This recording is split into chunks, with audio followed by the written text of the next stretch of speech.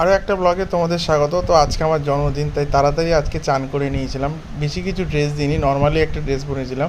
মা আমার জন্য এই রান্নাগুলো করেছিল, যেভাবে সবাইকে জন্মদিনে সাজিয়ে দেয় মারা। এই যে শাক, পটল ভাজা, ঢেঁড়স ভাজা, আলু কুমড়োর তরকারি, একটু ঘি দিয়ে। তাই গপ করে ভাত খেতে বসে পড়লাম।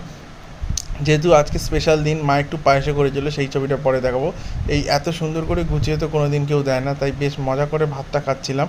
যদিও চিকেন ছিল না, এই যে পায়েসটা মা আমার জন্য করেছিল জন্মদিনে, তাই পায়েসটা এক বাটি পায়েস, আমি মিষ্টি খাই না, তাও এক বাটি পায়েস গপ খেয়ে নিলাম। খেয়ে ভাবলাম একটু বই পড়বো, এই বইটা পড়তে বসলাম, এতটা পড়া হয়েছিল, এখান থেকে শুরু শুরু করলাম।